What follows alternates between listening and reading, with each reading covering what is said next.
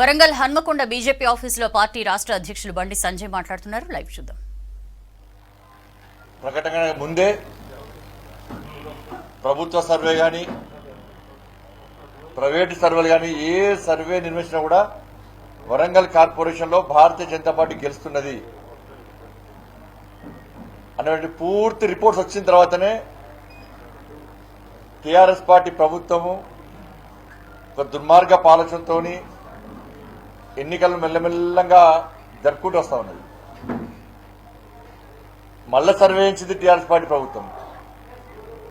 మళ్ళా సర్వేస్ కూడా భారతీయ జనతా పార్టీకి అనుకూలంగా ఉంది. నా పార్టీ అభ్యర్థులను ప్రకటించిన తర్వాత కూడా మాకు అనుకూలంగా వచ్చింది సర్వేలను కూడా. పార్టీ అభ్యర్థుల విషయంలో కూడా మేము నిక్కచ్చి వివరించినాం. దాదాపు 43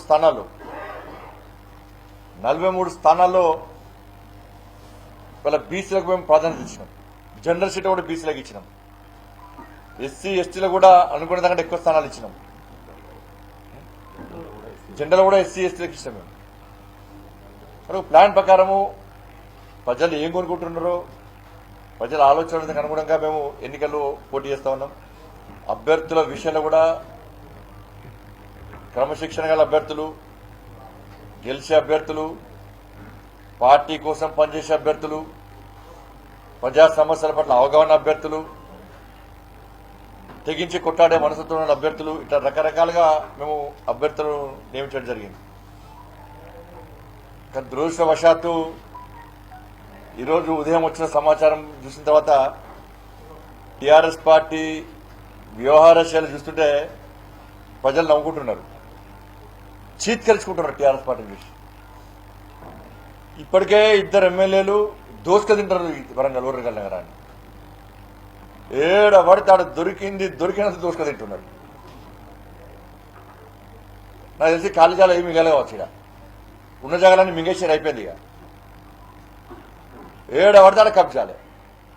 అందుకే మీకు ఒక విషయం చెప్పదలుచుకున్నాను. అందుకే మీరు కోచ్ ఫ్యాక్టరీ అంటే వరంగల్ ఊరగల్ ప్రజలు వేరే కోచ్ రైల్వే కోచ్ ఫ్యాక్టరీ అనుకున్నాడు. నాకు ఇవాళ తెలిసింది కోచ్ ఫ్యాక్టరీ అంటే. కోచ్ ఫ్యాక్టరీ ఆల్రెడీ ఉంది ఫామ్ హౌస్ లో. ఆ కోచ్ ఫ్యాక్టరీకి కోచ్ కేసీఆర్ గారే. ఆయన ఏం కోచింగ్ ఇస్తుండదు అంటే ఏ విధంగా కబ్జాలు చేయాలి, ఏ విధంగా దోసుకోవాలి, ఏ విధంగా దాచుకోవాలి, మళ్ళీ ఏ విధంగా ఎన్నికల్లో అడ్డగోలుగా ఖర్చు పెట్టాలి. ఈ కోచింగ్ సెంటర్లో, కోచింగ్ ఫ్యాక్టరీలో ఇక్కడున్న 2 ఎమ్మెల్యే టాపర్స్ హైయెస్ట్ మార్క్స్ వస్తాయి కదా, టాపర్స్ అన్నట్టు. ఈ టీవీలో వస్తుంది ఈ కాలేజ్ అక్కడ 1 2 2 3 వస్తాయి అట్లా వీళ్ళంట. అక్కడ రిజల్ట్స్ ప్రకటిస్తే వీళ్ళు టాపర్స్ ఇక్కడ ఎమ్మెల్యేలు 2 కూడా. వీళ్ళు ఏం చేసినట్టే సార్ మరి నువ్వు ఆడేసిన మేము టాపర్స్ కాబట్టి మరి ఆ కోచింగ్ సెంటర్ ఏదో మా దగ్గర వరంగల్లో పెట్టుకోవాలి కదా అని చెప్పి ప్లాన్ చేశారు వాళ్ళు. ఆ కోచింగ్ సెంటర్, ఆ కోచ్ ఫ్యాక్టరీ ఇదే కోచ్ ఫ్యాక్టరీ. మీరు అందరూ రైల్వే కోచ్ ఫ్యాక్టరీ అనుకుంటున్నారు. రైల్వే కోచ్ ఫ్యాక్టరీ ఎక్కడదన్నా? వీళ్ళ కోచ్ ఫ్యాక్టరీ, వీళ్ళకే కోచింగ్ కోసం. కోచ్ ఎవరు? మంచి పెద్ద సారు. ఇష్టం కబ్జాలు చేస్తున్నారు. నిన్న మీరు ఆశ్చర్యపోతారు. ఒక సర్వే నెంబర్ పడుకొచ్చి నేను ఒక ఎమ్మెల్యే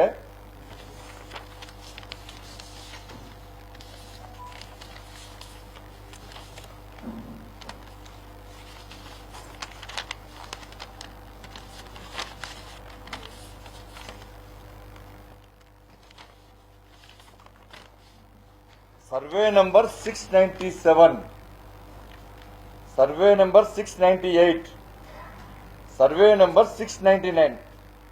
ఈ 3 సర్వే నంబర్లో ఒకటే star add. MLA Vinay Bhaskar అని లేదు. ఇది రికార్డెడ్ అండి. ఎమ్మెల్యే వినయ్ భాస్కర్ 697, 698, 699 సర్వే నెంబర్లో ఒక్కొక్క స్టార్ యాడే. ఎవరి పేరు ఉంది అంటే ఎమ్మెల్యే వినయ్ భాస్కర్ గారి పేరు మీద ఉంది. ఇది ఒక్క స్టార్ యాడ్ చేస్తారో నేను అనుకున్నా. అటో ఇటో పిల్లర్ పట్టుకున్నాడు, మొత్తం అంతా కబ్జా చేస్తారు. ఖర్చు వేసి పెట్టుకున్నారు. ఇక మళ్ళీ నెక్స్ట్ మాత్రం కథ అన్ని కబ్జా చేస్తారు. ఇది రికార్డెడ్. ఇది ఇప్పుడు ఏం చేశారు ఇండోలు వీళ్ళకు ఎమ్మెల్యేలకు అడ్డు అదుపులో కూడా పోయింది. ఏడ పడతాడ కబ్జా చేశారు. కబ్జా అసలు తెలంగాణ రాష్ట్రంలో కబ్జాలంటే హైదరాబాద్ తర్వాత మళ్ళీ ఇక్కడనే, హైదరాబాద్ తర్వాత నెక్స్ట్ ఇక్కడనే. అంటే మెయిన్ కోచింగ్ సెంటర్ ఇక్కడ, బ్రాంచ్ ఇక్కడ. కబ్జాలు చేసి చేసి లాస్ట్కి ఇప్పుడు భారతీయ జనతా పార్టీ ఇన్ని రోజులు వాళ్ళు కార్పొరేషన్ అనుకూలంగా ఉంది, అడ్డు అదుపులంగా వేంది, ఎవరు అడుగునే వాళ్ళు వేరు, కార్పొరేషన్ వాళ్ళ హస్తగతమైంది కావచ్చు. ఇవాళ వరంగల్ కార్పొరేషన్లో, ఓరుగల్ కార్పొరేషన్లో భారతీయ జనతా పార్టీ గెలవబోతున్నది. కాబట్టి నెక్స్ట్ కబ్జాల భాగవతం బయటకు వస్తుంది. భారతీయ జనతా పార్టీ అడ్డుకుంటుంది, మళ్ళీ అవసరం తిరిగి స్వాధీనం చేసుకుంటుంది, గల్లా పట్టి అడుగుతుంది. అండ్ భయపడి ఇప్పుడు అభ్యర్థులు ప్రకటిస్తారు. సిగ్గుండాల కొంచెం వీళ్ళకు అభ్యర్థులు ఎవరు ప్రకటిస్తారు, అభ్యర్థులను ఎట్లా ప్రకటించాలి, ఏ ప్రవర్తన నుంచి ప్రకటించాలి, ఎవరిని ఎన్నుకోవాలి ప్రజలు. ఊరికే తలకాయ నరకడానికి ఇచ్చాడు సీట్లు, తలకాయ నరకడానికి. ఒకళ్ళేమో మొత్తము నగర బహిష్కరణ చేసి మళ్ళీ స్వాగతం పలుకుతారు ఆయనకు. ఇంకోళ్ళేమో పోలీస్ స్టేషన్లో పంచాయతీ పెడితే అదే పరిస్థితి. అంటే టీఆర్ఎస్ పార్టీ ఎమ్మెల్యేలు, నాయకులు తలలు నరకడం టికెట్ ఇస్తే, నగర బహిష్కరణ అయిన టికెట్ ఇస్తే, అంటే బంపర్ ఆఫర్ ఇస్తున్నారు ఇలా వరంగల్ ప్రజలకు. మీరు మాకు ఆస్తులు, మీ ఆస్తులు మొత్తం ఎక్కడనే కబ్జా చేసుకుంటాం, ప్రభుత్వ ఆస్తులు కబ్జా చేస్తాం, చెరువులు కబ్జా చేస్తామన్న వరంగల్తో మునిగిపోయింది. మమ్మల్ని ఎవ్వరు ప్రశ్నించద్దు. ఇప్పుడు ప్రశ్నించిన వాళ్ళను తల నరకమంటారా, కాళ్ళు నరకమంటారా, చేతులు నరకమంటారా, ముక్కు వేయమంటారా, మూతి వేయమంటారా? బంపర్ ఆఫర్ ఇస్తున్నారు కానీ వరంగల్ ప్రజలకు. మరి బంపర్ ఆఫర్ను ప్రజలు స్వీకరిస్తారా? తలలు నరికే వానికి నగర బహిష్కరణ, పోలీసులు నగర బహిష్కరణ చేసిన వ్యక్తులకు టీఆర్ఎస్ పార్టీ టికెట్లు ఇచ్చిందంటే దీన్ని ఓరుగల్ ప్రజలు స్వాగతిస్తారా? ఇద్దరు అభ్యర్థుల విషయం ఆలోచించకండి మీరు. టీఆర్ఎస్ పార్టీ యొక్క వ్యవహార శైలి ఆలోచించండి, మీరు గుర్తించండి. మీరు అంటే ఓరుగల్ను ఏం చేసుకున్న టీఆర్ఎస్ పార్టీ ఇప్పటికే ఇద్దరు భరిస్తలేరు. ఇప్పుడు మళ్ళీ వాళ్ళని కార్పొరేట్ గెలిపించి మొత్తం రాజ్యం అవుతారా మీరు గుండాలందరూ?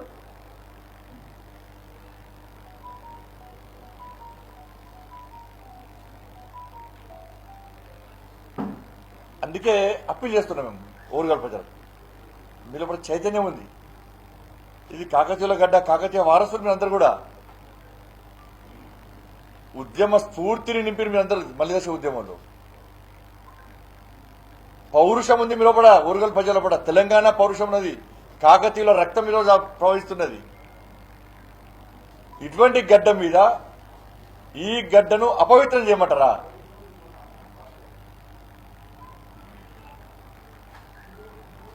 దీని పవిత్రం దెబ్బతీస్తారా? ఒక్కసారి ఆలోచించండి మీరు. ఈ ఎన్నికలు కబ్జాదారులకు, అవినీతి పరులకు, గుండాకోర్లకు, రౌడీ షీటర్లకు వాళ్ళందరూ ఒకవైపు వస్తే కేవలము అభివృద్ధి నినాదంతో మాత్రమే భారతీయ జనతా పార్టీ వస్తున్నది. వాళ్ళు కావాలా, భారతీయ జనతా పార్టీ కావాలా? ఒక్కసారి ఆలోచించుకోండి.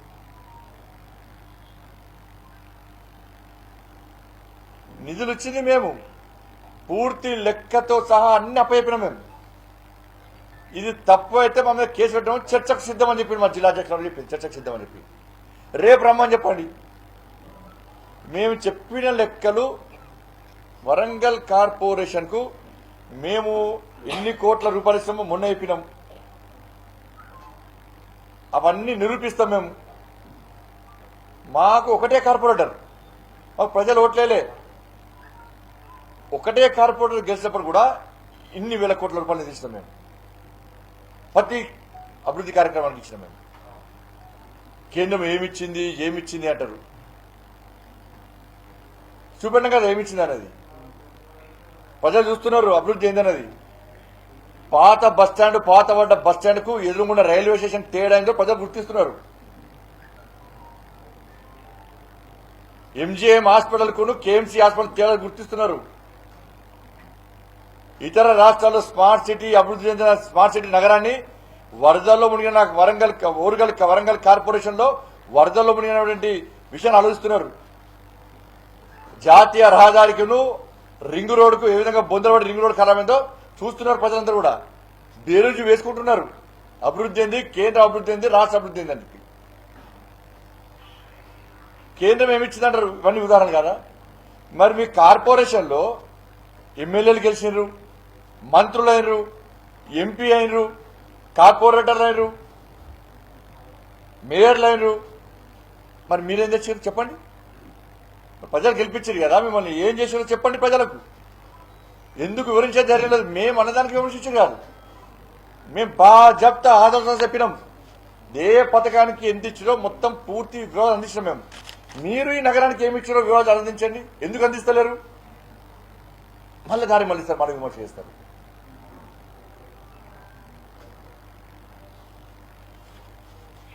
మన కొత్త సాధించిన మెట్రో రైలు జనం నవ్వుకుంటారు. మెట్రో రైలు అంటే పోయినసారి అన్నారు గిట్ట మెట్రో రైలు అని. పోయినసారి కన్న తల్లికి తిండి పెట్టినోడు పిన్న తల్లికి బంగారు గడియాలు చేస్తానన్నాడు. ఇంకా రింగ్ రోడ్డుకు పైసలు రింగ్ రోడ్డు చేసినట్టు చాట కాదని మెట్రోలో తీసుకెళ్తారండి పూటగాడు. మెట్రో రైలు పోయినసారి ఏమే మెట్రో రైలు మెట్రో కారు కూడా ఇవ్వాలి. వాళ్ళు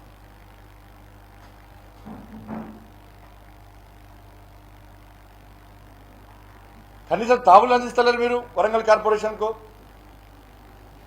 వడ్డపల్లి చెరువులు ఎంత కలుషితమైంది ఇవాళ. రాంపూర్ డంపింగ్ యార్డ్ వల్ల మొత్తం చెత్త వేస్తుంటే వరంగల్ ప్రజలకు ఇవాళ మీరు కలుషితమైన నీరుని అందిస్తున్నారు. ఇవాళ కనీసం ఇంగిత జ్ఞానంలో నీళ్ళ కనీసం దాన్ని శుద్ధి చేసే ఆలోచన లేదు మీకు. వరంగల్ వరదలు వస్తే కనీసం ముఖ్యమంత్రులు ఎవరు రాళ్ళు, ఎవరు స్పందించారు?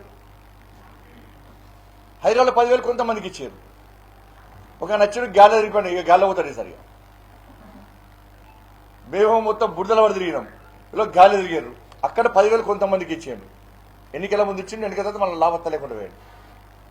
ఇక్కడ ఎందుకు ఇవ్వలే? ఎందుకు ఇవ్వమంటున్నాను నేను.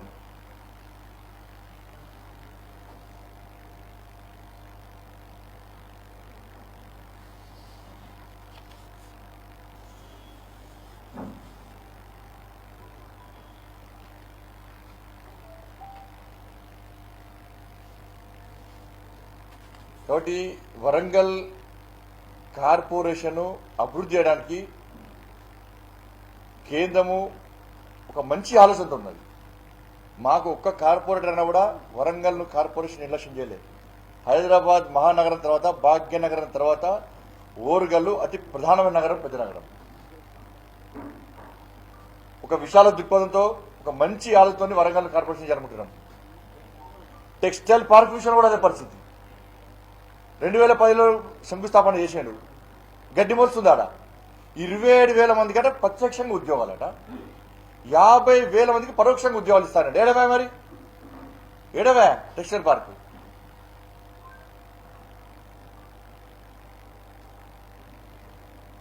వ్యాగన్ ఓరాలింగ్ ఫ్యాక్టరీ ఏడవా? మేము ఇచ్చినాం కదా. గాడి గడ్డేసి ఆవు పాలు విన్నట్టు ఇచ్చింది వ్యాగన్ ఓరాలింగ్ ఫ్యాక్టరీకి. మేము కోచ్ ఫ్యాక్టరీ ఇస్తామని చెప్పి స్థలం చూపడుతున్నారు.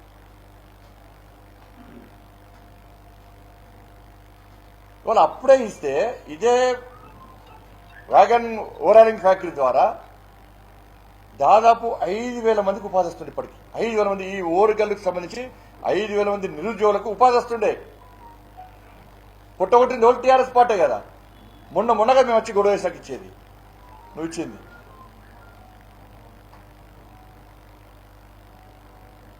నిరుద్యోగృతి చేయడమే. నిరుద్యోగృతి ఎందుకు ఇస్తాలో 3,000 రూపాయలు. ఓరుగల్లో యూనివర్సిటీ ఉంది, కాకతీయ యూనివర్సిటీ, అనేక విద్యా సంస్థలు ఉన్నాయి. కష్టపడి చదివిన అనేక మంది విద్యార్థులు ఉన్నారు.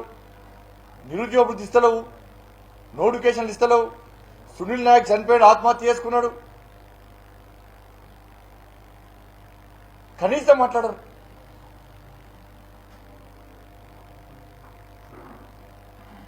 కాబట్టి దయచేసి అభివృద్ధి విషయంలో పోటీపడండి.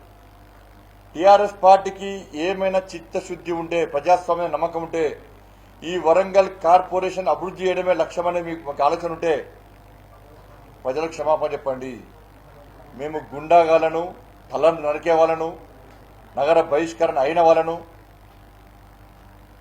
మేము ఎంపిక చేయడం తప్పే అని అదే భద్రకాళి గుడి రండి, చెంపలేసుకొని ముక్కు భూమికి రండి, అప్పుడే ప్రజలు మీకు ఓటేస్తారు. లేకుంటే ప్రజలు మిమ్మల్ని దరిదాపులు అన్న విషయాన్ని కూడా టీఆర్ఎస్ పార్టీకి గుర్తుంచుకోవాలి. కొంచెమైనా సిగ్గుండాలి. అభ్యర్థులు ప్రకటించే విషయంలో ప్రజలు సేవేచన చేయండి. మీరు ఇప్పటికే కార్పొరేషన్ మొత్తం వరంగల్ మొత్తం నాశనం అయిపోతున్నది. గుండాల రాజ్యం అయిపోయింది, అలా కబ్జాల రాజ్యం అయిపోయింది.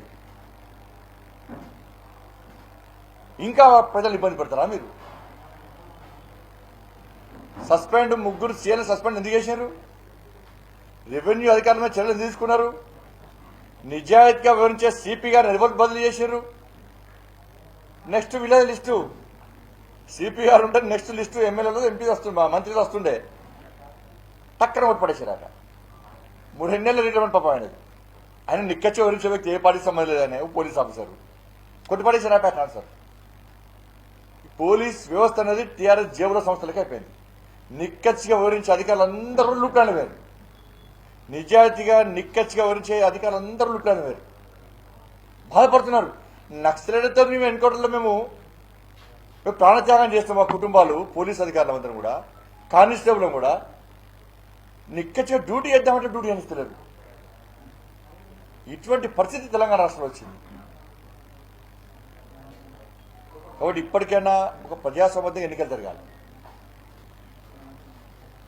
డబ్బులు వెదజల్లి ఓట్లను కొనుగోలు చేసి అప్రసామబద్ధంగా అడ్డదారిలో గెలిచే ప్రయత్నం టీఆర్ఎస్ పార్టీ చేస్తున్నది. ఎట్టి బస్సులో గెలవాలి, అడ్డదారిలో కోట్ల రూపాయలు వెచ్చించాలి అని చెప్పి టీఆర్ఎస్ పార్టీ ప్రయత్నం చేస్తున్నది. పక్కా ఓరుగల్ ప్రజలు టీఆర్ఎస్ పార్టీ ఇచ్చే పైసలు పక్కా తీసుకుంటారు, ఓటు మాత్రం అమ్ముకోరు. నిజాయితీ ఉంది కానీ ప్రజల లోపల నిక్కచ్చితనం ఉన్నది, నిబద్ధత ఉన్నది. కాబట్టి మరొకసారి అప్పీల్ చేస్తున్నా, అభివృద్ధి చేసేటువంటి భారతీయ జనతా పార్టీ కావన్నా వాళ్ళ నిధులు, కేంద్రం ఇచ్చే నిధులు మొత్తం దారి మలుస్తున్నారు. అభివృద్ధి ఎక్కడ జరుగుతలేదు. నిధులు కేంద్ర ప్రభుత్వం ఇస్తున్నది. ఒక్క కార్పొరేట్ ఉన్నప్పుడు కూడా వాళ్ళ కార్పొరేషన్ మాకు అప్పయిపోండి, ఆ బాధ్యతను మాకు అప్పయిపోండి. భారతీయ జనతా పార్టీకి నిధులు మేము తీసుకొస్తున్నాం.